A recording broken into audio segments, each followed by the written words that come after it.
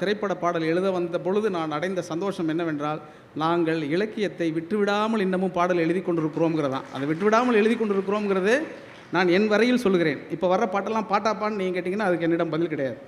அது உங்கள் பாடு, என் பாடு கிடையாது. அது காலங்கள் உள்ளவரை, காலங்கள் உன்னவரை கண்ணியர்கள் யாருக்கும் இந்த காதல் வரக்கூடாதடி, என் கோலம் வர வேண்டாமடி.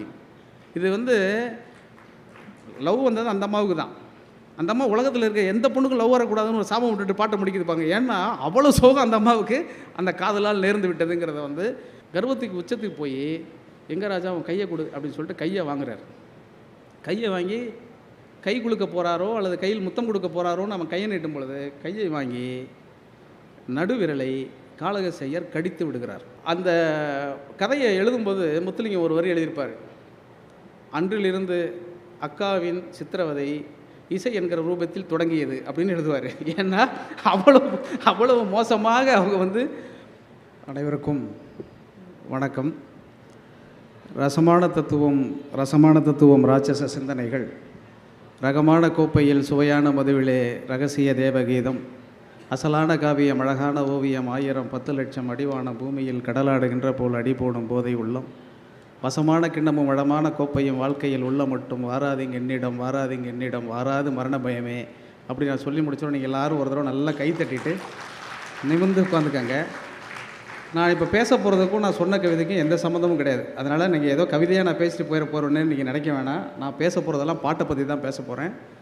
அது மட்டும் அல்லாமல் மாவட்டம் தோறும் இப்படியான புத்தக நிகழ்வை, கண்காட்சி நிகழ்வுகளை தொடர்ச்சியாக நடத்தி கொண்டிருக்கும் தமிழக அரசுக்கும், குறிப்பாக பொது நூலகத்துறைக்கும், திருவள்ளூர் மாவட்ட நிர்வாகத்திற்கும், பப்பாசிக்கும் என்னுடைய நன்றியையும் வாழ்த்துக்களையும் தெரிவித்துக் கொள்கிறேன். வேறெந்த மேடையை விடவும் இந்த மேடையில் நான் ரொம்பவும் உற்சாகமாக இருக்கிறேன். அதற்கு காரணம் என்னுடன் பேச வந்திருக்கக்கூடிய கவிஞர் சுகிர்தராணி.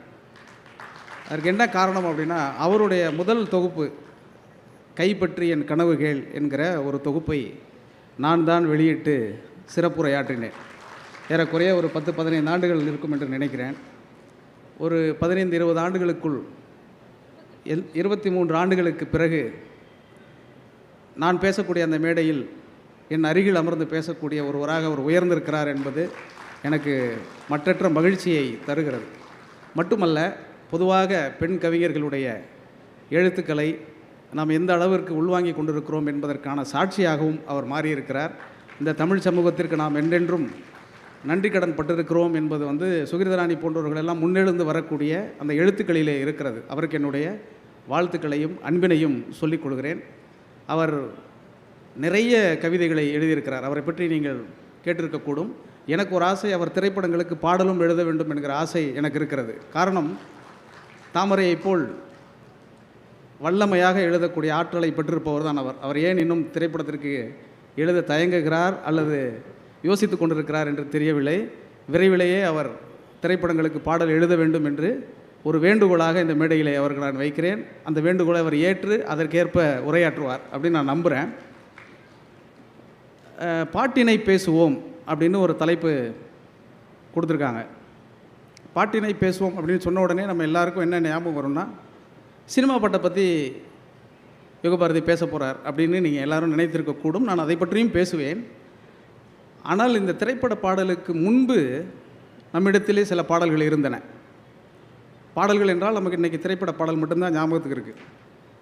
ஆனால் இந்த திரைப்பட பாடல்கள், நிறைய பாடல்களுக்கு பின்னால் நம்முடைய சங்க இலக்கியமும் பக்தி இலக்கியமும் சித்தர் பாடல்களும் இருக்குது அப்படிங்கிற ஒரு செய்தி இருக்கு இல்லையா?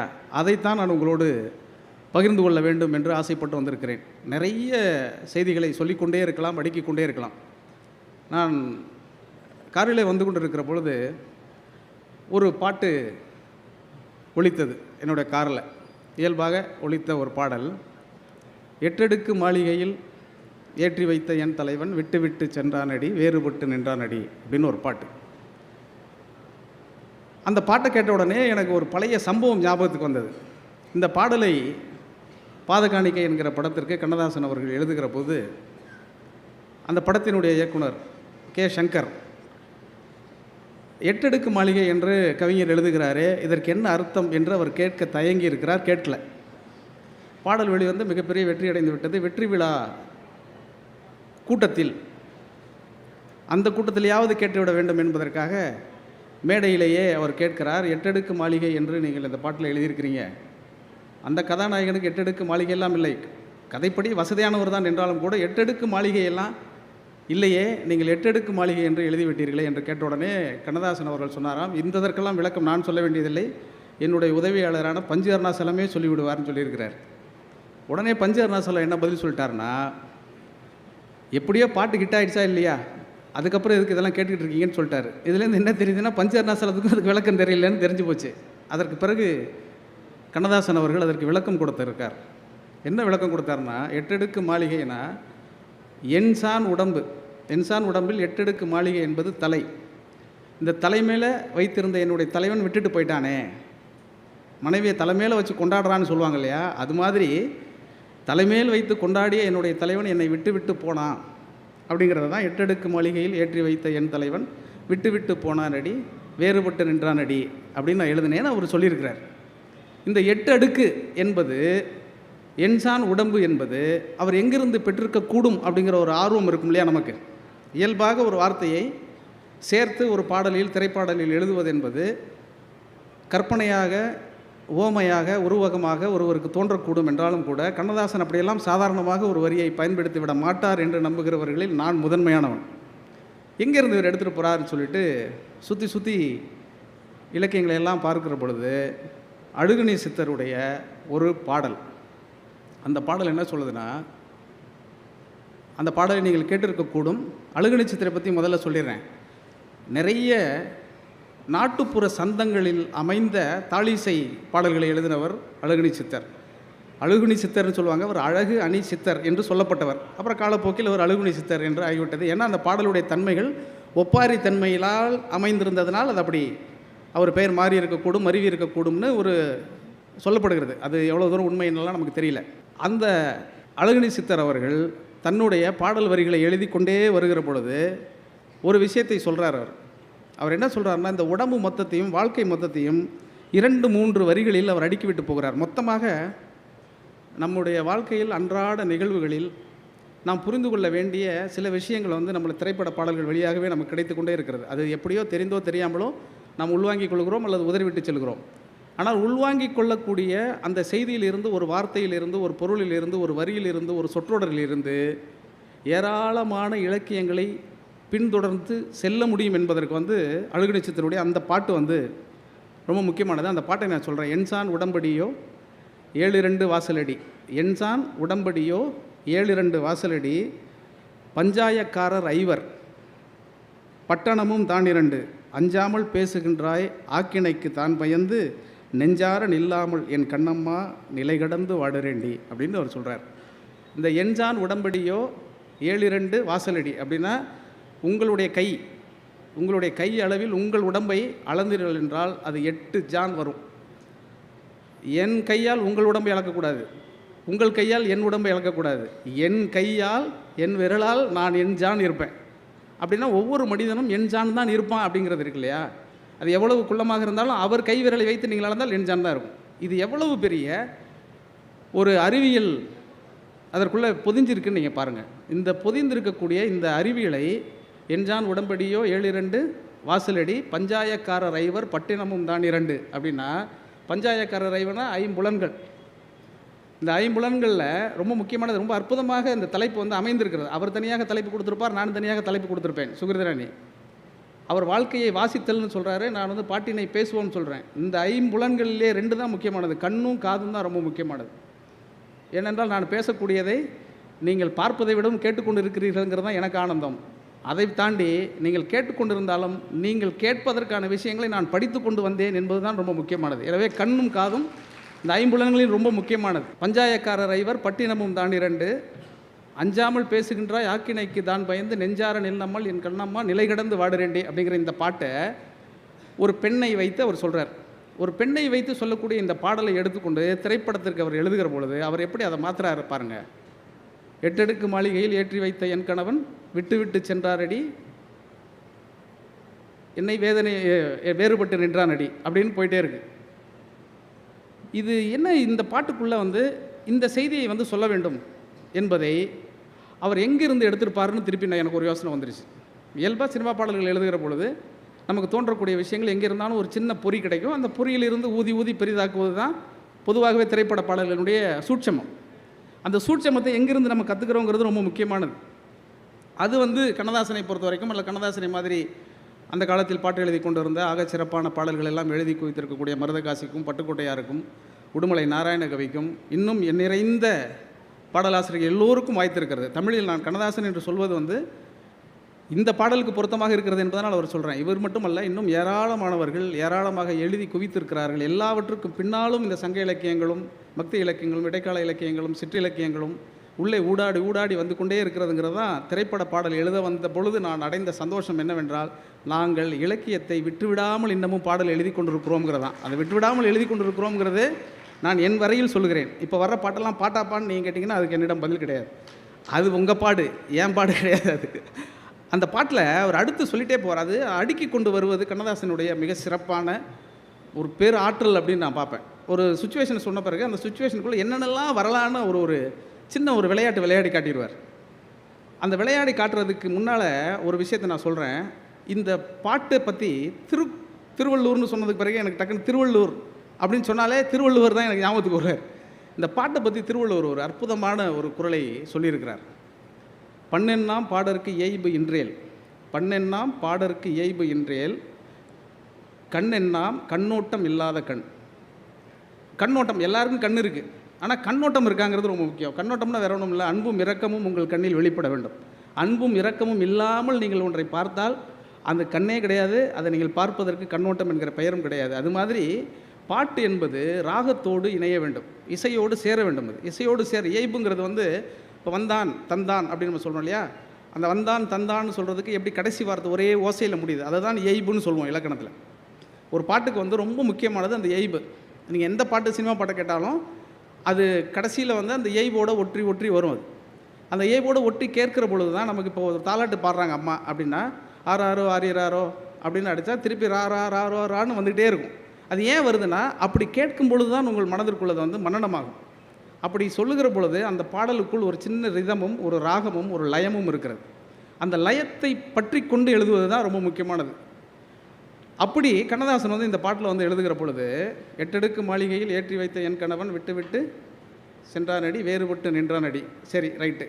அதுக்கப்புறம் சொல்கிறாரு, தேரோடும் வாழ்வில் என்று ஓடோடி வந்த என்னை போராட வைத்தானடி.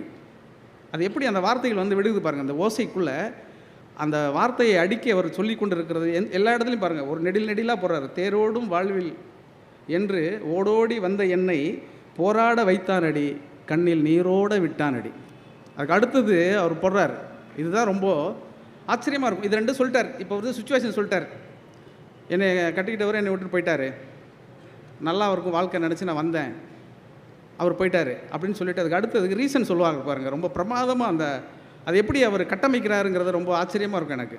கையளவு உள்ளம் வைத்து கடல் போல் ஆசை வைத்து விளையாட சொன்னானடி, என்னை விளையாட சொன்னானடி, அவனே விளையாடி விட்டானடி. முடிஞ்சிருச்சா? எல்லாமே எங்கே விளையாடிட்டாங்கிறது அது ரொம்ப இது சொல்லி முடிச்சிட்டார்ல, இதோட பாட்டு முடிஞ்சிருச்சு. ஆனால் அதுக்கப்புறம் ஒரு கன்க்ளூஷன் எப்போதுமே கொடுப்பார். கண்ணதாசன் இருக்கக்கூடிய அவருடைய எல்லா பாடல்களிலும் ஒரு பாடலை தொடங்கினால் அந்த பாடலுக்குள் எடுப்பு தொடுப்பு முடிப்பு அப்படின்னு ஒன்று இருக்குது. எங்கே ஆரம்பிக்கிறாரோ அது ஒரு திரைக்கதை போல் அடுத்ததாக சொல்லி கொண்டு வந்துவிட்டு இறுதியாக சொல்வார், காலங்கள் உள்ளவரை காலங்கள் உன்னவரை கண்ணியர்கள் யாருக்கும் இந்த காதல் வரக்கூடாதடி, என் கோலம் வர வேண்டாமடி. இது லவ் வந்தது அந்த அம்மாவுக்கு தான். அந்த அம்மா உலகத்தில் இருக்க எந்த பொண்ணுக்கும் லவ் வரக்கூடாதுன்னு ஒரு சாபம் விட்டுட்டு பாட்டை முடிக்கிதுப்பாங்க. ஏன்னா அவ்வளோ சோகம் அந்த அம்மாவுக்கு அந்த காதலால் நேர்ந்து விட்டதுங்கிறத இது சொல்லிக்கொண்டே போகிற பொழுது, இதை அந்த படத்தோடு நம்ம சேர்ந்து ரசிக்கிற பொழுது, இது பாட்டு அந்த படத்தோடு பொருந்தி வருகிறது என்பது ஒன்று. ஆனால் பாட்டுக்கு வெளியில் இதை கேட்கும் பொழுது கூட உங்களுக்கு அந்த எட்டடுக்கு மாளிகை என்கிற சொல் உங்களுக்குள் நின்றுது. அந்த எட்டடுக்கு மாளிகை என்பது ஒரு தொடர்ச்சி அதற்குள்ளே இருக்கிறது. எப்படி அழுகுணை சித்தருடைய அந்த முதல் வரி, என்சான் உடம்படியோ 7 வாசலடி பஞ்சாயக்கார ரைவர் பட்டினமும் தான் 2ங்கிற அந்த சொற்கள் அத்தனையுமே சொல்லி கொண்டு வாழ்க்கையினுடைய நிலையாமையை அவர் சொல்லிவிட்டு போகிற அழகு இருக்குல்ல, இது ரொம்ப வியப்புக்குரியதாக இருக்கும். இந்த மாதிரி ஒவ்வொரு பாட்டும் சொல்லிக்கிட்டே இருக்கலாம், அப்படி கொட்டி கிடக்குது. அதுவும் தமிழ் சினிமா பாடல் வரலாற்றை எடுத்துக்கொண்டு பார்த்தா இது மாதிரி ஏராளமான ரத்தினங்கள் குவிந்து கிடக்கக்கூடியது தான் நம்மளுடைய தமிழ் திரைப்பட பாடல்கள். அது மட்டும் இல்லை, இந்த பாட்டை பற்றி சொல்லும் பொழுது உவேசா அவர்கள் வந்து தலைமுறைக்கு போதும் அப்படின்னு சொல்லிட்டு ஒரு புத்தகம் வந்திருக்கிறது. நீங்கள் இங்கே கிடைக்கும் உங்களுக்கு, காலச்சுவடு பதிப்பகம் வெளியிட்டிருக்குன்னு நினைக்கிறேன். அதில் வந்து என்னுடைய நண்பர் பா சரவணன் தான் உவேசாவோட எழுத்துக்களை எல்லாம் தொகுத்து முழுமையாக்கி கொடுத்துருக்கிறார். அதில் தலைமுறைக்கு போதும் என்கிற ஒரு தலைப்பில் ஒரு புத்தகம் வந்திருக்கிறது. அது உவேசா அவர்களுடைய இசை பற்றிய குறிப்புகள், இசை பற்றி அவர் எழுதிய கட்டுரைகள் எல்லாத்தையும் தொகுத்து அதை கொடுத்துருக்கிறார். அதில் ஒரு சம்பவத்தை நான் படித்தேன், ரொம்ப எனக்கு ஆச்சரியமாகவும் வியப்பாகவும் இருந்தது. அதில் ஒரு சம்பவம் சொல்கிறார். மராட்டியர் ஆட்சி காலத்தில், தஞ்சாவூரை ஆண்ட மராட்டிய ஆட்சி காலத்தில், அந்த மராட்டிய மன்னர் அரசவையில் காளகஸ்ய ஐயர் அப்படிங்கிற ஒரு வீணை வித்வான் இருந்திருக்கிறார். அந்த வீணை வித்வான் வந்து ஆக பெரும் செல்வாக்கு மிக்கவர், கலையில் வந்து துறை போகியவர்னு சொல்லுவாங்கள்ல, அந்த மாதிரி அந்த வீணையில் கரை கண்டவர் அவர். அவர் வந்து வீணையை வாசிக்க ஆரம்பித்த பிறகுதான் மராட்டிய மன்னர் வந்து பூஜையை தொடங்குவாராம். அப்படி பூஜையை தொடங்கி அந்த பூஜை முடிகிற வரைக்கும் அவர் அந்த வீணையை வாசிப்பார். இந்த வீணை இசை ஒரு பக்கம், பக்தி ஒரு பக்கம், ரெண்டும் அப்படியே கரை புரண்டு ஓடக்கூடிய அளவிற்கு இருந்திருக்கிறார். சுற்றி இருக்கிறவர் எல்லோரும் அந்த காளகஸ்தி ஐயரை வந்து ரொம்ப புகழ்ந்து பாராட்டுகிற பொழுது இயல்பாகவே ஒரு கலைஞனுக்கு இருக்கக்கூடிய மெல்லிய கர்வம் ஒரு கூடுதல் கர்வமாக மாறி தன்னை தவிர யாருமே வீணையில் ஆள் இல்லைங்கிற அளவுக்கு அவர் ரொம்ப வேறு மாதிரியாக நடந்து கொண்டு இருக்கிறார். யாரோடையுமே நெருங்கி அவர் பழக மாட்டார். சரி, வித்யா கர்வம் உடையவன் அப்படி தான் இருப்பாங்கிறதுக்காக எல்லோரும் விட்டுட்டு போயிடுறாங்க. ஆனால் இவர் வந்து யாரோடையும் பேசுகிறது கிடையாது, யாரையும் மதிக்க மாட்டார். மன்னருக்கு மேலாக தன்னை நினைத்து கொண்டவர். இப்படி இருக்கிறார். இப்படி இருக்கும் பொழுது திடீர்னு ஒரு நாள் என்ன ஆகுதுன்னா, ஹைதராபாத்தில் ஒரு இசை சங்கமம் இருக்குது அப்படின்னு சொல்லிட்டு ஹைதராபாத் மன்னர் வந்து ஒரு கடிதம் எழுதுகிறார் தஞ்சாவூர் மராட்டிய அரசருக்கு. எழுதினோடனே அவர் உடனே இந்த இதில் வந்து உங்களுடைய அரசவையிலேருந்து யார் வேண்டுமானாலும் வந்து கலந்து கொள்ளலாம்னோடனே மன்னர் அவர்கிட்ட தகவல் சொல்கிறாரு. உடனே இவர் வந்து வீணையில் என்னை மிஞ்சுவதற்கு யார் இருக்குங்கிறவர் சுற்றிட்டு இருக்கிறவர் தானே இவர் உடனே நான் போகிறேன் அப்படின்னு சொல்கிறார். இப்போ இவர் கிளம்பி போகிறேன்னு சொன்ன உடனே மன்னருக்கு என்ன பிரச்சனைனா, நாம் டெய்லி பூஜை பண்ணணும். காலையில் இவர் வீணை வாசிக்காமல் நம்ம பூஜை பண்ண முடியாது. அப்போ பூஜை பண்ணுறதுக்கு யார் அப்படின்னா, போட்டி முக்கியமாக பூஜை முக்கியமானா காளகஸ்தி ஐயர் என்ன முடிவு எடுக்கிறார், போட்டி முக்கியம்ட்டு கிளம்பிடுறார். அப்போ பூஜைக்கு என்ன வேறு யாராவது வச்சுக்கங்கன்னு சொல்லிட்டு மன்னர்கிட்ட சொல்கிறார். மன்னருக்கு மேலே என்ன அவர் நினச்சிட்டு இருக்கிறவரில், அப்போ மன்னருக்கெல்லாம் கட்டுப்படுவாரா என்ன, அவர் கிளம்பி போயிடுறார். அப்போ யாரை வாசிக்க சொல்கிறது அப்படின்னு சொல்லிட்டு வேறு யாரையோ தேடி பார்க்குறாங்க. அப்புறம் ஒருத்தரை வந்து ஒரு பையனை வந்து வாசிக்க சொல்கிறாங்க. ஒரு பையன் வந்து வாசிக்கிறான்னா வீணை எடுத்து வாசிக்க ஆரம்பித்தது போது இதுவரைக்கும் காளகஸ்தி ஐயர் வாசித்ததை விடவும் ஆகச்சிறப்பாக அந்த பையன் வாசிக்கிறான். மன்னருக்கு வந்து பயங்கர சந்தோஷமாயிடுது. இது வரைக்கும் நம்ம கேட்காத ஒரு புதுவிதமான நாதத்தை வந்து இந்த வீணையில் மீட்டுறானே, இந்த பையன் யார் என்னென்னு அவர் விசாரிக்கும் போது அது வேறு யாரும் கிடையாது, காளகஸ்தி ஐயரோட பையன். தன்னோட பையனுக்கு வீணை வாசிக்க தெரியுங்கிறதே அவர் சொல்லாமல் இருந்திருக்கிறார். அதை தாண்டி காளகஸ்தி ஐயர் தன் பையனுக்கு கூட வீணை கற்பிக்க சொல்லித்தரல. அவர் வீணை வாசிச்சுட்டு இருக்கும்போது தூரத்திலே இருந்தால் அந்த பையன் எப்படி வாசிக்கிறார் அப்பாங்கிறத உட்காந்து பார்த்து கொஞ்சம் கொஞ்சமாக பயின்று ஏகலைவனை போல அவரையே குருவாக நினைத்து வாசித்து பயிற்சி எடுத்துக்கொண்டே இருக்கிறான். சந்தர்ப்பம் வருகிற பொழுது வந்து வாசிச்சானே இவர் போயிட்டு வர்றதுக்கு ஒரு 10 நாள் ஆகுது. இந்த 10 நாளும் 10 விதமாக வாசிடுறான். இது வரைக்கும் காளகஸ்தி ஐயர் வாசித்த மாதிரியே இல்லை, அது ஆக சிறப்பாக இருக்குது. அப்போ தான் மன்னருக்கு தெரியுது, இவர் வந்து காளகஸ்தி ஐயர் வந்து சாதாரணமாக தான் வாசிச்சதுக்கு இவ்வளோ கர்வத்தோடு இருக்கிறாரு, அதை விட இந்த பையன் சிறப்பாக வாசிக்கிறானேன்னு சொல்லிட்டு இவர் டெய்லி அந்த பூஜை புனஸ்காரங்களை எல்லாம் நேரத்தை நீட்டித்து செய்ய ஆரம்பிச்சிடுறாரு. அந்த பையன் ரொம்ப சந்தோஷமாக மகிழ்ந்து தனக்கு ஒரு வாய்ப்பு கிடச்சிருச்சுனாக்கா, வாய்ப்பிடாதவர்களுக்கு ஒரு வாய்ப்பு கிடச்சிருச்சுன்னா எப்படி திறமையை வெளிப்படுத்துவாங்க, அந்த அளவுக்கு வெளிப்படுத்தி பயங்கரமாக வாசிச்சிட்றான். வாசிச்சோன்னே அவருக்கு மட்டற்ற மகிழ்ச்சி ஆகிடுது. இப்போ ஹைதராபாத்லேருந்து காளகஸ்தி ஐயர் திரும்பி வர்றார். திரும்பி வந்த உடனே அவர் என்ன கேட்பார், நான் இல்லாத போது பூஜை நடக்கலை அப்படின்னு கேட்டோன்னே, இல்லை வெகு சிறப்பாக நடந்துச்சு, என்னை விட வீணை வாசித்து யார் இங்கே இருக்க போகிறா அப்படின்னு கேட்ட உடனே, இல்லை ஒரு பையன் வாசித்தான் அப்படின்னா, யார் அந்த பையன் அப்படின்னா, யாரா அந்த பையன், இப்போ ஒரு சாங்கலாக வந்திருக்குல்ல, யாரா அந்த பையன் காளகஸ்தி ஐயர் கேட்டிருக்கிறார். நான் தான் அந்த பையன் அப்படின்ட்டு அந்த பையன் வந்து நிற்கிறான். யாரா அந்த நான் தான் அந்த பையனா, இவர் பையன். அவருக்கு என்னென்னா முகமே வாடி போய்டும் இல்லையா. எனக்கு அந்த பையனுக்கு வீணையே தெரியாது, அவன் வீணையை பார்த்து தானே இருக்கிறான், அவன் எப்படி வாசிச்சான்னு கேட்டோடனே, அப்புறம் வீட்டுக்கு போய் நீ எப்படி வாசிச்ச அப்படின்னு கேட்ட உடனே, இல்லைப்பா நீங்கள் வாசிக்கும் போது நான் பார்த்துட்டு இருந்தேன், நான் பார்த்ததுலேருந்து அப்படி வாசித்தேன், உங்களை தான் நான் குருவாக நினச்சி வாசிக்கிறேன் அப்படின்னு சொன்னோட அவருக்கு கர்வத்தின் உச்சத்துக்கு போயிட்டார். அவர் கர்வத்துக்கு உச்சத்துக்கு போய், எங்கே ராஜா அவன் கையை கொடு அப்படின்னு சொல்லிட்டு கையை வாங்குறார். கையை வாங்கி கை குலுக்க போகிறாரோ அல்லது கையில் முத்தம் கொடுக்க போகிறாரோன்னு அவன் கையை நீட்டும் பொழுது கையை வாங்கி நடுவிரலை காளகஸ்தி ஐயர் கடித்து விடுகிறார். கடித்து துப்பிடுறார். நீங்கள் யோசிச்சு பாருங்கள், ஒரு கலைஞன் இப்படி இருப்பானேன்னு. அப்படி இருந்திருக்கிறான்னு உவேசா எழுதுறாரு. இந்த கதை வந்து விஜயதசமி மலர் சுதேசமித்திரனில் வெளியிட்ட விஜயதசமி மலர் 1938 உவேசா அந்த கட்டுரை எழுதியிருக்கிறார்.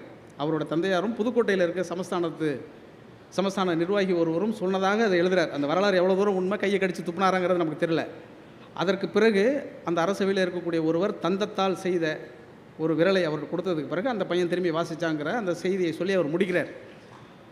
ஒரு கலைஞன் இப்படி இருப்பானா அப்படின்னா, கலை மீது பற்று கொண்டு இருக்கக்கூடிய ஒருவன் அப்படி தான் இருப்பான். ஆனால் இவ்வளவு கொடூரமாக இருப்பானா அப்படின்னா அப்படி இருந்திருக்கிறாங்கிறதுக்கான ஒரு உதாரணமாக உவேசா வந்து குறிப்பிட்டிருக்கிறார். இன்னும் நிறைய உவேசாவினோட அந்த இசைக்கட்டுரை நூலை படிக்கும் பொழுது, நான் ஏன் புத்தகத்தில் இருந்தெல்லாம் இதை சொல்கிறேன் என்றால், இது ஒரு புத்தக கண்காட்சி. இங்கேயே அந்த புத்தகங்களும் இருக்கக்கூடும். நீங்கள் எல்லோரும் வாங்கி அதை வாசிக்க வேண்டும் என்பதற்காக நான் சொல்கிறேன். ஒரு புத்தகத்தின் வழியாக நாம் அறியக்கூடிய செய்தி என்பது ரொம்ப முக்கியமானது. எவ்வளவுதான் கற்றலின் கேட்டல் நன்றுன்னு சொன்னாலும் கூட கற்றலுக்கு இருக்கக்கூடிய முக்கியத்துவம் இருக்கு இல்லையா, அது வேறு.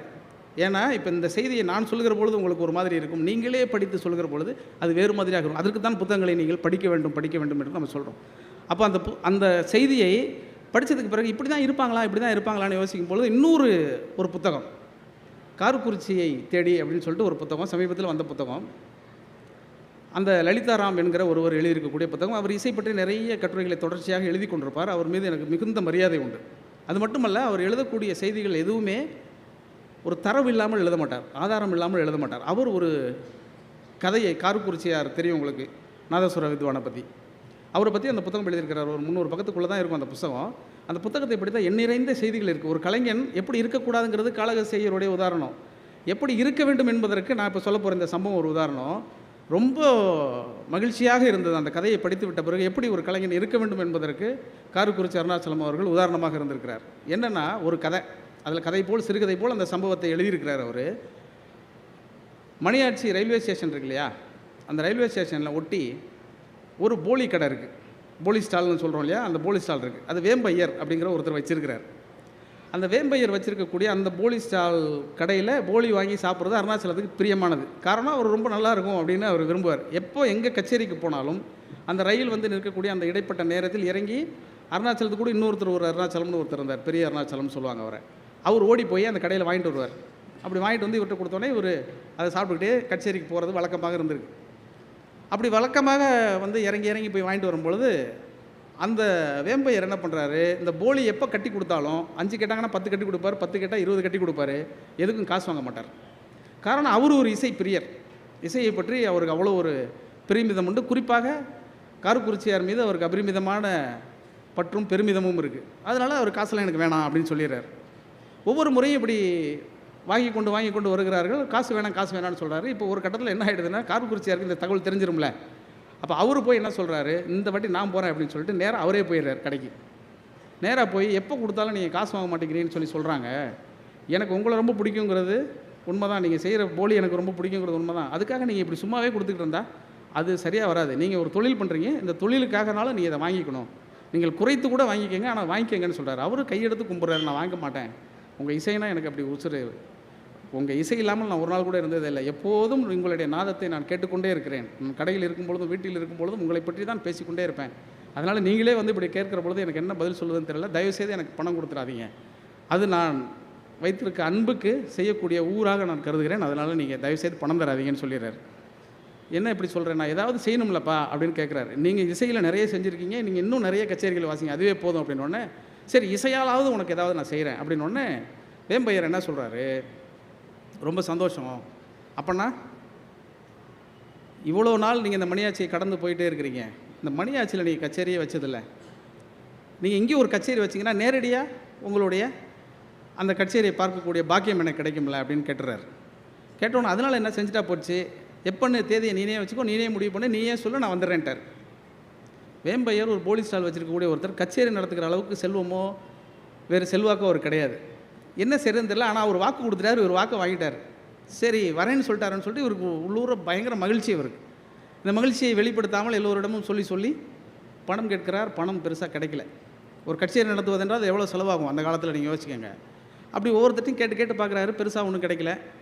அப்புறம் ஒரு 150 ரூபா மட்டும் அவரால் வசூல் பண்ண முடியுது. அதை வச்சு கச்சேரி நடத்த முடியுமா முடியாதாங்கிற ஒரு வருத்தம் வந்து, சரி நம்ம வந்து நடத்த முடியலங்கிறத நம்ம சொல்லிடுவோம் அப்படிங்கிற கட்டத்துக்கு வந்து வீட்டில் உட்காந்துருக்கும் பொழுது, எப்பொழுதுமே இந்த மாதிரியான ஆசை கொண்ட இசை ரசிகர்கள் எல்லோருக்கும் உதவியாக இருப்பது அவர்களுடைய மனைவி தான். இந்த இடத்துல நீங்கள் கைத்தட்டிக்கங்க. ஏன்னா நம்ம வீட்டுக்காரவங்களுக்காக நம்ம நிறைய விஷயம் சாக்ரிஃபைஸ் பண்ணிடுவோம். அந்த மாதிரி அந்த அம்மா உடனே பார்த்துட்டு, ஏங்க ஒரு வாரமாகவே இப்படி இருக்கீங்கன்னொடனே இவர் நடந்ததெல்லாம் சொல்கிறார். ஐயாவே கச்சேரி வச்சுக்கிறேன்னு ஒத்துக்கிட்டாரு, பண்ணித்தரேன்னு ஒத்துக்கிட்டாரு. ஆனால் இந்த ஊரில் வசூல் பண்ணாக்க யாருக்குமே இந்த அவரோட அருமை தெரியல, யாருமே பணம் தரல, 150 ரூபா தான் இருக்குது, நான் என்ன பண்ணுறதுனே புரியல அப்படின்னு சொன்னோன்னே, ஒன்றும் அதுக்காக வருத்தப்படாதீங்கன்னு சொல்லிட்டு அந்த அம்மா உள்ளே போய் ஒரு கவர் கொண்டு வந்து கொடுக்குது. அதில் ஒரு 400 ரூபா பணம் இருக்குது. இந்த பணம் என்னன்னு கேட்குறாரு. நீங்கள் ஒரு வாரத்துக்கு முன்னாடியிலேருந்து இந்த வேலையை தொடங்குனதுலேருந்தே நான் பார்த்துக்கிட்டு தான் இருக்கேன், இதுக்கு பணம் யாரும் கொடுக்க மாட்டாங்கன்னு எனக்கு தெரியும், அதனால் என்கிட்ட இருந்த அந்த ஒரே ஒரு தாலி சங்கிலியை நான் அடவு வச்சுட்டேன், அந்த காசு தான் நீங்கள் போய் நடத்துக்கன்னு சொல்லிடுறாங்க. அவர் கண்ணெல்லாம் கலங்குது.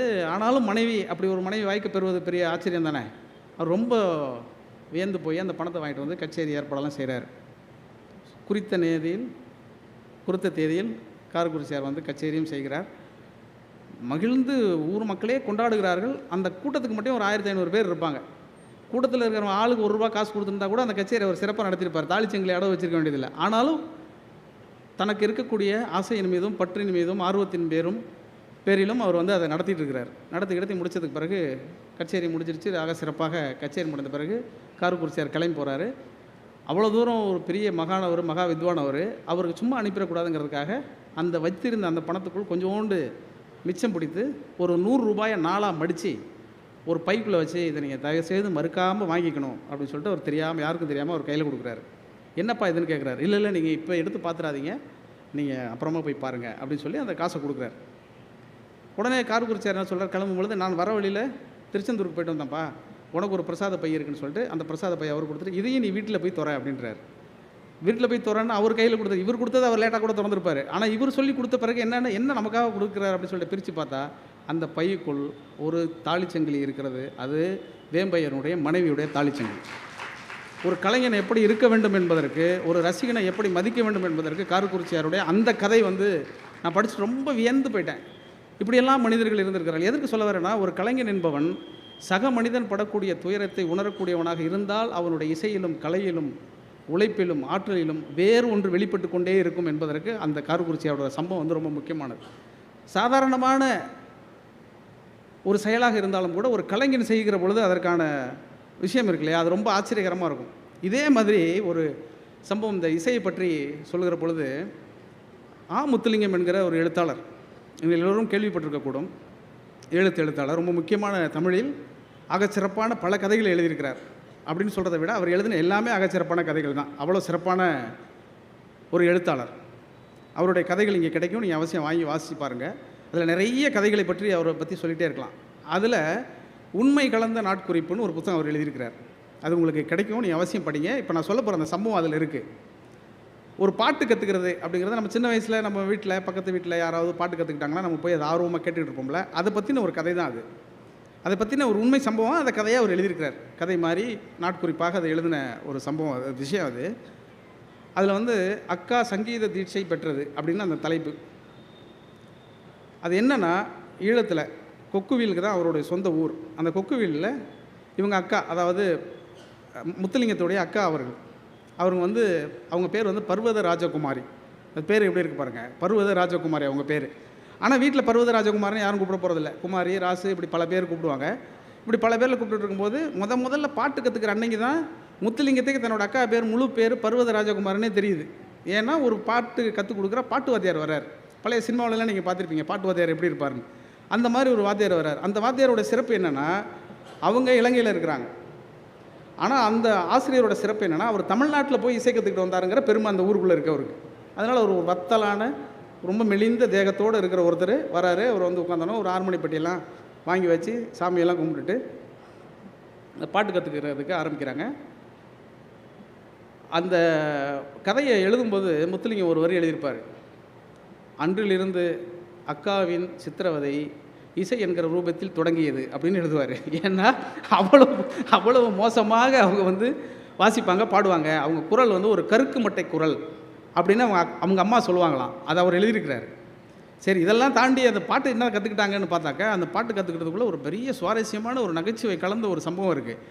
அதை படித்து நான் விழுந்து விழுந்து சிரித்து எங்கேயாவது இதை சொல்லணும் அப்படின்னு ஆசைப்பட்டு தான் இப்போ நான் உங்களுக்கு இதை பகிர்ந்துக்கிறேன். முதல் பாட்டு வந்து யாரோ அவர் யாரோ அப்படிங்கிற ஒரு பாட்டு, அருணாச்சல கவிராயர் எழுதின ஒரு பாட்டு அது. அந்த அருணாச்சல கவிராயருடைய பாட்டை நீங்கள் இப்போவும் காணொலியில் வீட்டில் போனால் நீங்கள் போய் கேட்டு பாருங்கள். ரொம்ப அற்புதமான ஒரு கீர்த்தனை அது. யாரோ அவர் யாரோ அப்படின்னு ஒரு கீர்த்தனை.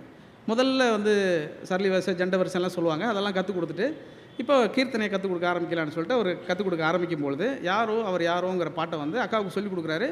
அக்காவுக்கால அதை பிடிச்சி பாட முடியல, பயிற்சி எடுத்துக்கிட்டே இருக்கிறாங்க அவங்க. அப்படி பயிற்சி எடுத்துக்கிட்டே இருக்கும் பொழுது யாரோ அவர் யாரோன்னு வீட்டு முற்றத்தில் உட்காந்து வாசிக்கிட்டே இருக்கும் பொழுது ஒரு நாள் சாயங்காலத்தில் அக்கா யாரோ அவர் யாரோ அப்படின்னு பாட்டுக்கிட்டே இருக்கும்போது தூரத்துலேருந்து ஒருத்தன் யாரோ அது நான் தான் ஒரு கத்திட்டு ஓடிடுறான். அவ்வளோதான், அப்பாவுக்கு பயங்கர டென்ஷன் ஆகிடுது. இது யார் அவன் நைட்டு கத்துனதுன்னு சொல்லிட்டு ஊர் முழுக்க அவனை தேடி அவன் யார் அவன் கத்திட்டு போனவன் யாரோ அவர் யாரோன்னு பாடினதுக்கு கத்திட்டு போனவர் யாரோங்கிற பாட்டெல்லாம் இனிமேல் சொல்லிக் கொடுக்காத பிள்ளைக்கு அப்படின்றாரு. இல்லைங்க, வந்தோடனே இவர் சொல்கிறாரு யாரோ அவர் யாரோங்கிற பாட்டெல்லாம் இனிமேல் சொல்லிக் கொடுக்காத பிள்ளைக்கு அப்படின்றாரு. இல்லைங்க, அது கீர்த்தனை அருணாச்சல கவிராயர் எழுதின பாட்டுங்க, நான் சொல்லிக் கொடுக்குறதுல எனக்கு என்னங்க பிரச்சனை? எவனோ கத்திட்டு போனதுக்கு அருணாச்சல கவிராயர் பாட்டை எங்கள் பல்லவி எங்கே மாற்ற முடியும்? அதெல்லாம் மாற்ற முடியாது அப்படின்னா, இல்லை தயவுசெய்து நீ மாற்றினீன்னா திருப்பி பாட்டு சொல்லிக் கொடுக்கணும் விட மாட்டேங்கிறாரு. அவருக்கு இருக்கிறது ஒரே ஒரு கிளைண்ட் தான், ஒரே ஒரு டியூஷன், ஒரே ஒரு டீச்சர், ஒரே ஒரு ஸ்டூடெண்ட் தான். அவர் அதை விட்டுட்டு எங்கே போவார்? அவர் வந்து அதை இன்னும் ரொம்ப பிரமாதமாக அந்த பாட்டு வாத்தியார் வந்து தண்ணி குடிக்கிறதெல்லாம் விவரித்து எழுதியிருப்பார். ரொம்ப அதை நீங்கள் வாசித்து பாருங்கள், அது ரொம்ப சுவாரஸ்யமாகவும் சுவையாகவும் இருக்கும். இப்போ அந்த யாரோ அவர் யாரோ பாதியிலே முடிஞ்சிருச்சு. சரி என்ன பண்ணலாம் அப்படின்னு சொல்லிட்டு சரி அந்த பாட்டை விட்டுடலாம் அப்படின்னு அடுத்த பாட்டு எப்போ வருவாரோ சகியேன்னு அடுத்த பாட்டை சொல்லி கொடுக்குறாரு. எப்போ வருவாரோ சகியே, சிதம்பரநாதன் இன்னும் வராத செய்தி கேட்டு வந்து எப்போ வருவாரோ அந்த பாட்டு திருப்பி சொல்லி கொடுக்குறாரு. இப்போ என்ன பண்ணுறாரு, எப்போ வருவாரோ யாரோ அவர் யாரோ முடிஞ்சிருச்சா, யாரோ அவர் யாரோ முடிஞ்ச உடனே அடுத்த பாட்டு வந்து என்னென்னா காரணம் கேட்டு வாடி சகியே. அடுத்த பாட்டு காரணம் கேட்டு வாடி சகியே, காதலன் சிதம்பரநாதன் இன்னும் வராத காரணம் கேட்டு வாடி தோழின்னு ஒரு பாட்டு, கோபாலகிருஷ்ண பாரதியார் எழுதின கீர்த்தனை அது. அதை சொல்ல ஆரம்பிச்சிருக்கிறார். காரணம் கேட்டு வாடி சகியே அப்படின்னு சொல்லிகிட்டே இருக்கும் பொழுது இதில் சிதம்பரநாதன் வந்த உடனே அப்பா டென்ஷன் ஆகிறார். இந்த சிதம்பரநாதன்லாம் இந்த பாட்டுக்குள்ளே ஏன் வருது அப்படின்னு சொல்லிட்டு ஊரில் எவனுக்காவது சிதம்பரநாதன் பேர் இருக்கான்னு பார்த்தா ஒருத்தனுக்கு பேர் இருக்குது.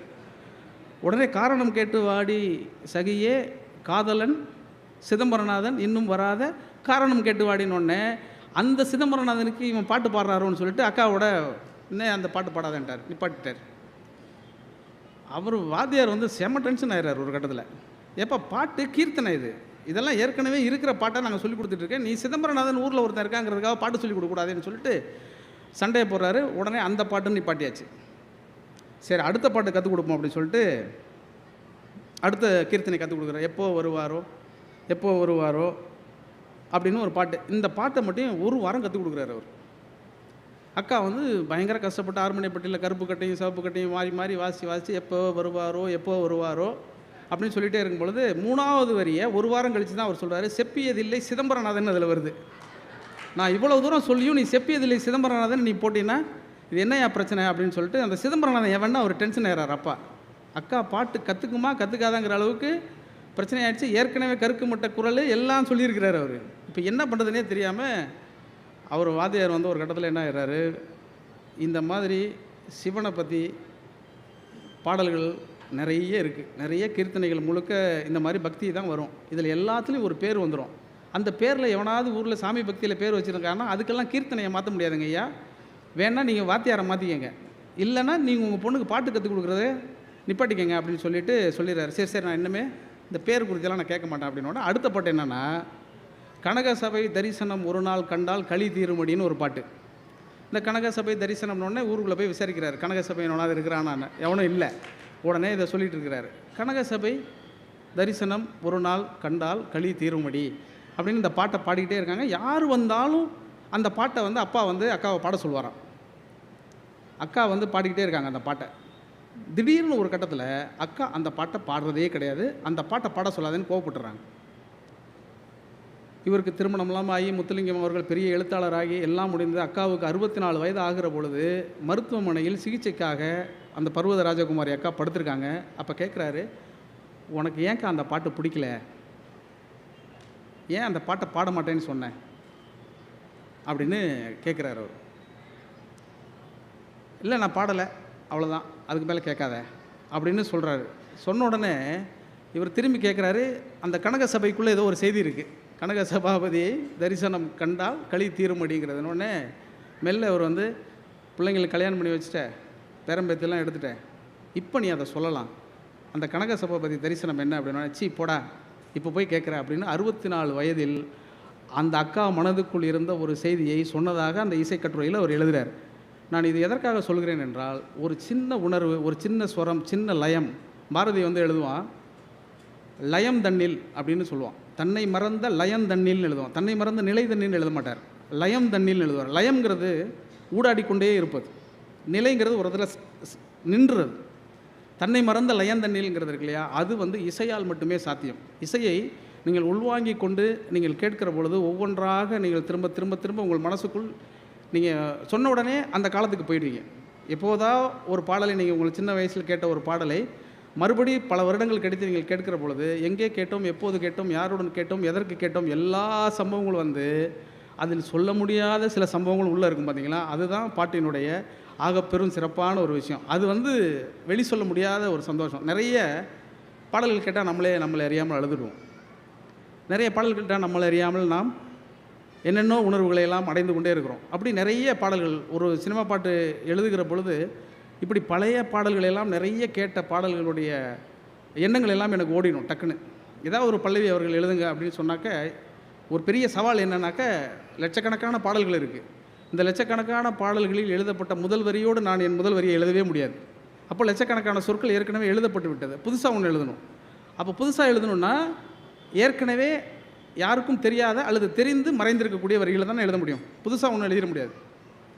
அப்போ புதிதாக ஒன்று எழுதணுன்னா அதற்குள்ளே என்ன நம்ம கட்டமைக்கிறோம் அப்படின்னு சொல்லினா, நம்முடைய வாழ்வில் இருக்கக்கூடிய அனுபவங்களில் இருந்து தான் சில விஷயங்களை நம்ம எழுத முடியும். அப்படி அனுபவங்கள்னால் என்ன, இப்போ உங்களுக்கு என்ன சார் பெரிய வயசாகி போச்சு, உங்களுக்கு என்ன பெரிய அனுபவம் இருக்குதுன்னு நீங்கள் உட்காந்துருக்கிறத பார்த்து கேட்குற கேள்வியே எனக்கு புரியுது. அனுபவம் என்பது நேரடியாக நடப்பது மட்டுமல்ல, புத்தகங்களின் வாயிலாகவும் நமக்கு சில அனுபவங்கள் கிடைக்குது. இப்போது எப்போ ஒரு வாரம்னு அக்கா பர்வத ராஜகுமாரி அக்காவுடைய சம்பவம் இருக்கு இல்லையா, இந்த சம்பவத்தை நீங்கள் மறக்கவே முடியாது இல்லையா.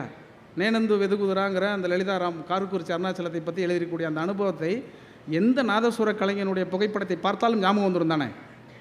அப்படி ஒவ்வொரு சம்பவங்களும் நம்ம வாழ்க்கையோடு ஏதேனும் ஒரு இடத்தில் தொடர்ச்சியாக சம்மந்தப்பட்டு நம்ம வந்து வாழ்ந்து கொண்டே இருக்கிறோம். இது என்னன்னா, ஒரு பாடல் அப்படிங்கிறத நீங்கள் கடந்து போய்விடவே முடியாது. ரொம்ப சமீபத்தில் நிறைய திரைப்பட பாடல்கள், என்னுடைய பாடல்களையே நான் இந்த மாதிரி முயற்சிகள் எல்லாம் செய்து பார்க்கலாம் அப்படின்னு நான் நினைப்பேன். அப்படி நினச்சி சில பாடல்கள் செய்திருக்கிறேன். அந்த பாடல்கள்லாம் மிகப்பெரிய வெற்றி அடைந்தது. அப்படி வெற்றி அடைந்த பாடல்களோடு 2-3 மட்டும் நான் உங்களோடு பகிர்ந்து கொள்கிறேன். ஏற்கனவே நீங்கள் கேட்டிருந்தாலும் கூட அதையெல்லாம் நான் உங்களோடு பகிர்ந்து கொள்ள வேண்டும் என்பதில் எனக்கு ஒரு ஆசையும் ஆர்வமும் இருக்குது. சமீபத்தில் அமரன் அப்படின்னு ஒரு திரைப்படம் வந்துச்சு. அதில் வெண்ணிலவு சாரல் நீ வீசும் குளிர் காதல் நீ அப்படின்னு ஒரு பாட்டு இருக்குது. அந்த பாட்டு நீங்கள் எல்லோரும் கேட்டிருப்பீங்க. இந்த பாட்டுக்கு பின்னாடி ஒரு சம்பவம் இருக்குது. அந்த சம்பவம் என்னென்னா, தனிப்பட்ட என்னுடைய வாழ்வில் ஒரு சம்பவம். என்னுடைய மகள் வந்து இந்த ஆண்டு 10ஆம் வகுப்பு எழுதி முடித்தாங்க, தேர்வு எழுதி முடித்தாங்க. இந்த தேர்வுக்கு கொஞ்சம் ஒரு 2 மாதத்திற்கு முன்பாக திடீரென்று ஒரு நாள் சொன்னாங்க, இது மாதிரி தலையை ரொம்ப வலிக்குதுப்பா அப்படின்னு சொன்னாங்க. உடனே வீட்டில் எல்லோரும் சொன்ன உடனே, இல்லைம்மா நீ தலை குளிச்சில்லை, அதனால் ஏதாவது நீர் கோத்துருக்குன்னு சொல்லிட்டு பாட்டி வைத்தியங்கள் எல்லாம் செஞ்சுறாங்க. ஒரு வாரமாக வலி குறையவே இல்லை. ஏதேதோ மருத்துவம்லாம் செஞ்சு பார்க்குறோம், திருப்பி எங்கள் குடும்ப மருத்துவர்கிட்ட காட்டுறோம், குடும்ப மருத்துவர் சில மருத்துவரை போய் பார்க்குங்கிறாரு, எல்லாரையும் பார்க்குறோம். ஒரு வாரமாக வலி குறையவே இல்லை, வலி கூடிக்கொண்டே இருக்கிறது. தலைவலியிலேருந்து முதுகுவலி வந்துடுது, முழுவதிலேருந்து இடுப்பு வலி வந்துடுச்சு, இப்படி வலி தான் கூட்டிகிட்டு இருக்கு, எதுவுமே மாறலை. ஒரு வாரம் கழித்து 10 நாள் ஆக போகுது. திடீரென்று ஒரு நாள் என் மகள் சொன்னால், என்னுடைய 2 கண்ணும் 2 தெரிகிறது. நான் என் பார்வை வந்து 2 தெரியுது பான்ட்டா. எங்களுக்கு பதட்டமாகி திருப்பி ஜெய்சங்கருடைய மகன் இருக்கார் இல்லையா, விஜயசங்கர், அவர்கிட்ட தான் உடனே போய் காட்டினோம். காட்டினோட அவர் சொன்னார், இது கண்ணில் ஒன்றும் பிரச்சனையே கிடையாது, இது ஒரு நரம்பு பிரச்சனை, அதனால் நீங்கள் ஒரு நரம்பியல் மருத்துவர்கிட்ட போய் பாருங்கன்ட்டார். நாங்கள் அங்கே போனாலும் எங்களுக்கு இன்னும் கூடுதல் பதட்டமாகிடுச்சு, என்னன்னே தெரியல. அது டிப்ளோபியா அப்படின்னு சொல்லி சொன்னாங்க. என்ன அப்படின்னாக்க, இயல்புலேயே குழந்தைகள் தனக்குள்ள ஒரு அழுத்தத்தையோ இதையோ உணர்ந்துச்சுன்னா அது வெளிப்படுத்தலைன்னா அந்த மாதிரி ஆகக்கூடிய வாய்ப்பு இருக்கான். அந்த அப்படி ஒன்று இருக்குங்கிறதே எங்களுக்கு அப்புறம் தெரியாது. உடனே என்ன பண்ணாங்க, முதுகு தண்டில் ஒரு சின்ன ஒரு ஊசியை போட்டு அந்த ஒரு மருத்துவம் செய்தாங்க. உடனே ஒரு 1 மணி நேரம் 2 மணி நேரத்தில் அது முடிந்துடுது. அந்த வலி குறைந்து விட்டது. ஒரு வாரமாக சாப்பிடாத பொண்ணு சாப்பிட ஆரம்பிச்சிருச்சு. ஆனால் கண் ரெண்டு ரெண்டாக தெரிகிறது இல்லையா, அது குறையவே இல்லை. நான் வந்து அமரன் திரைப்படத்துக்கு பாட்டு எழுதணும். நாங்கள் போய் ஹாஸ்பிட்டலில் தங்கிட்டேன். அப்போ வந்து வேட்டையின் படமும் அதுக்கும் எழுத வேண்டியிருந்தது. எல்லாம் அங்கேயே உட்காந்து ஆஸ்பத்திரியிலே உட்காந்து இந்த பாட்டு எழுதிட்டு இருக்கிறேன். அந்த கண் பார்வை வந்து சரியாக எப்போ ஆகும் அப்படின்னு மருத்துவர்கிட்ட கேட்கும்போது அவர் சொன்னார், 6 நாளில் ஆகலாம், 6 வாரத்தில் ஆகலாம், 6 மாதத்தில் ஆகலாம், 6 ஆண்டுகளில் ஆகலாம். அதனால் அதுக்கு கணக்கு கிடையாதுன்னு சொல்லிட்டார். 2 மாதத்தில் பொதுத் தேர்வு இருக்குது. தேர்வெல்லாம் தூக்கி போட்டுருங்க, அது முக்கியமே கிடையாது. ஆனால் இது எப்போ சரியாகுங்கிறதுக்கு டெய்லி காலையில் எழுந்திரிச்சோன்னே என் பொண்ணை கண்ணை பார்த்து, இப்போ சரியாக தெரியுதாம்மா, சரியாக தெரியுதாம்மா, ஏன்னா 6 நாள் சொல்லியிருக்கிறார்ல, அந்த 6ஆம் நாள்லேருந்து நமக்கு அந்த பதட்டம் வந்துருச்சு. அப்போ கேட்கும்போது மறலப்பான்னு அவர் சொல்லிகிட்டே இருக்கிறான். நான் வந்து பாட்டு எழுதணும்.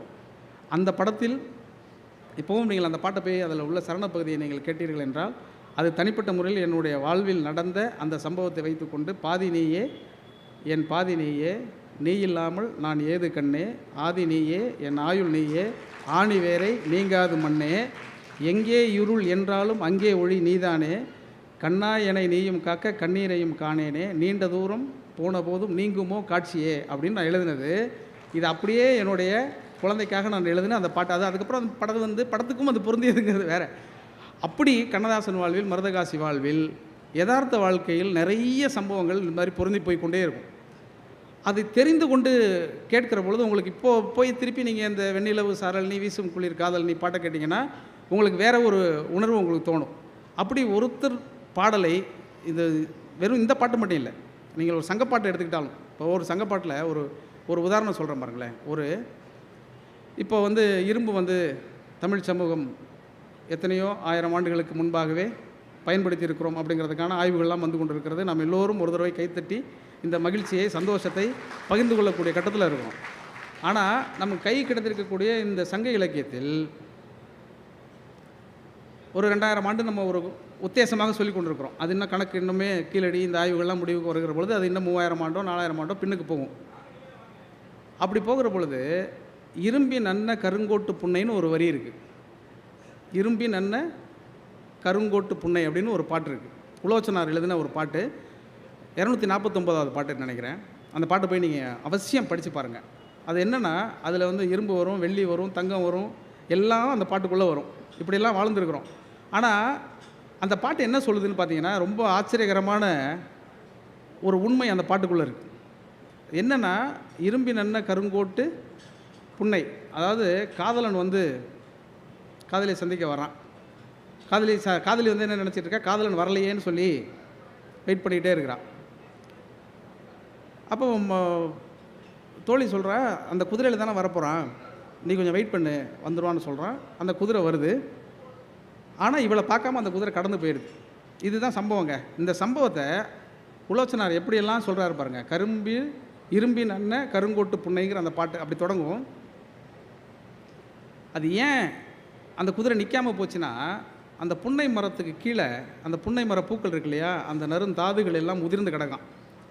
அந்த உதிர்ந்து கிடக்கிற அந்த பூக்களின் மீது வண்டுகள் வந்து அமர்ந்திருக்கான். கருவண்டுகள் வந்து அமர்ந்திருக்கும் பொழுது வந்த குதிரை இருக்கு இல்லையா, காதலன் வந்த அந்த தேரில் வந்த அந்த குதிரை என்ன நினச்சிக்குதான், கீழே அப்படி கிடக்கக்கூடிய அந்த காட்சி எப்படி இருக்குதுன்னா, புன்னை மரத்துக்கு கீழே நறுந்தாது உதிர்ந்து வண்டுகள் மைத்து கொண்டு இருக்கக்கூடிய அந்த காட்சியை பார்த்தா ஒரு புலி படுத்திருக்கிற மாதிரி இருக்கான்.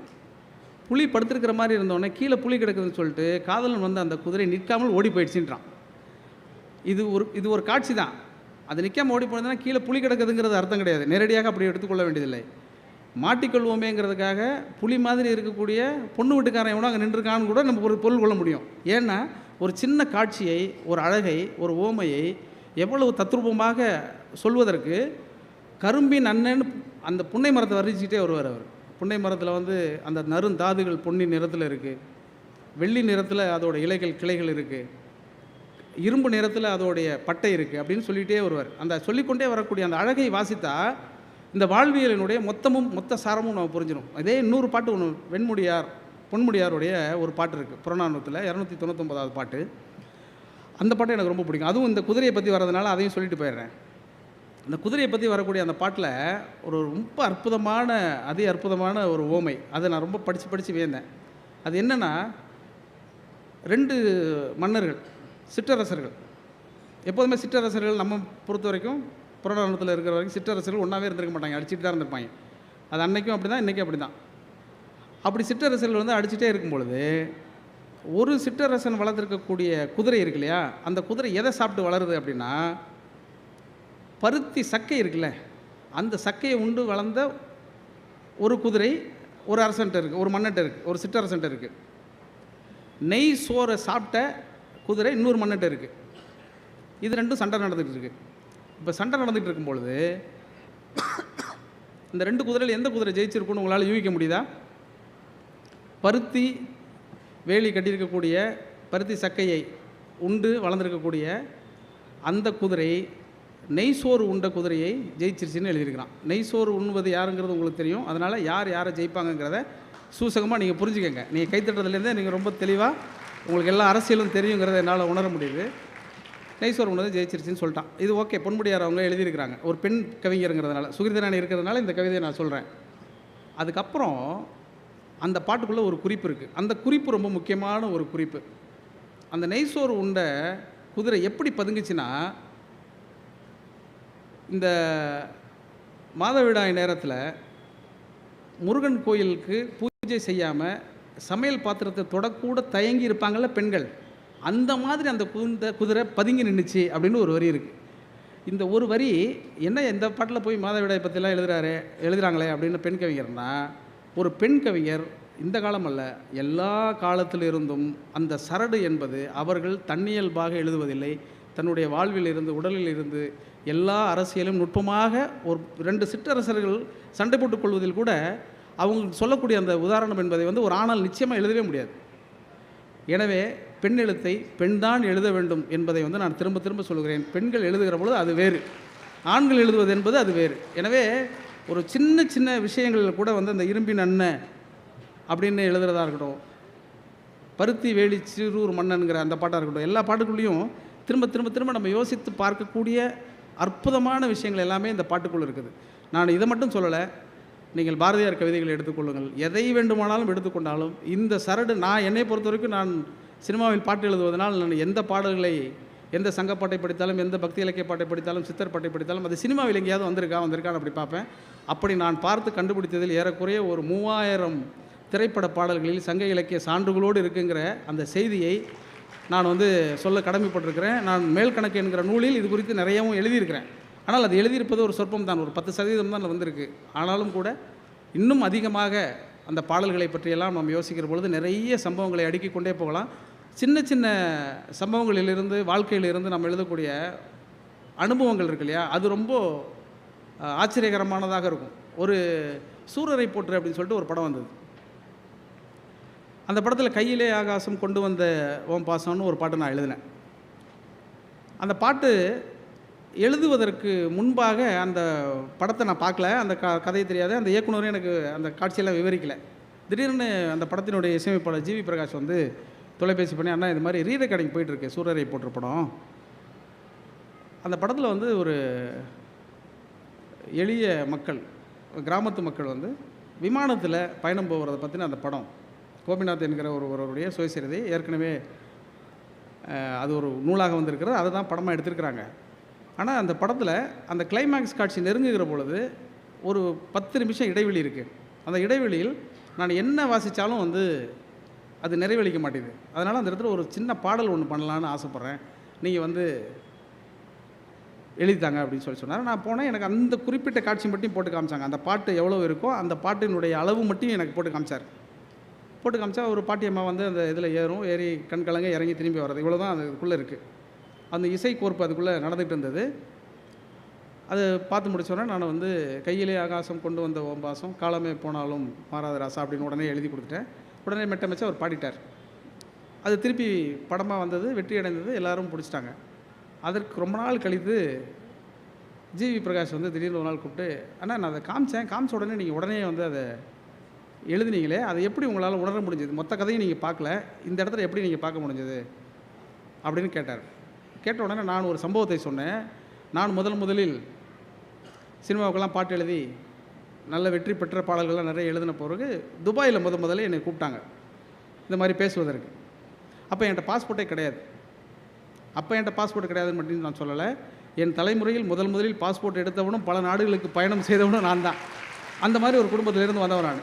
அதனால் முதல்ல வந்து எடுத்துகிட்டு பாஸ்போர்ட் போனால், அதாவது இப்போ விமானத்தை பார்க்குறது வேறு, ஏர்போர்ட்டையே நான்லாம் பார்த்ததில்ல. அதனால் முதல் முறை வாங்கிட்டு உள்ளே போகும்பொழுது அதில் சின்ன சின்ன சம்பவங்கள்லாம் இருக்குது, சுவாரஸ்யமான சம்பவங்கள். அதுக்கு நேரம் இல்லை, அதை நான் சொல்லலை.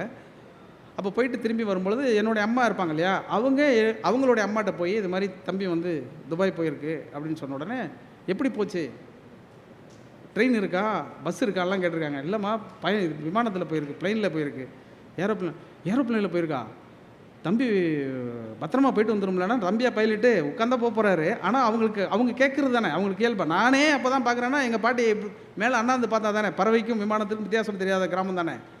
அப்படி பார்த்தவங்க இது பார்த்தோன்னே வந்தோடனே அவங்க வந்து போயிட்டு வந்ததுக்கு பிறகு, தம்பி ஊர்லேருந்து வந்த உடனே வீட்டுக்கு கூட்டிகிட்டு வந்துட்டு குலதெய்வ கோயிலுக்கு போய் சாமி கும்பிட்டு மந்திரிச்செல்லாம் போடணும். அவங்களுக்கு கண்ணு பட்டுருச்சான், எது விமானத்தில் எவ்வளோ பேர் போகிறான். அவங்களுக்கு இயல்பாகவே அவங்க அந்த கிராமத்தில் இருக்கிறவர்கள் இருக்கக்கூடிய இதோட இருந்தது. நான் திருப்பி ஊருக்கு வந்தோடனே திருப்பி போய் பாட்டியை பார்த்து ஆசீர்வாதம்லாம் வாங்கணும்ல அப்படின்ட்டு நேரம் போனோடனே எங்கள் பாட்டியை கேட்டாங்க. எங்கள் அம்மாச்சி கேட்டுச்சு, ஏன்பா நீனும் ஒரு நாளைக்கு போகணும் பாட்டி, நம்ம வந்து போகலாம் அப்படின்னோடனே, ஏப்பா நான் வெத்தலை பாக்கெல்லாம் போடுவேன், ஜன்னல் திறந்து வைப்பாங்களான்னு கேட்டுச்சு.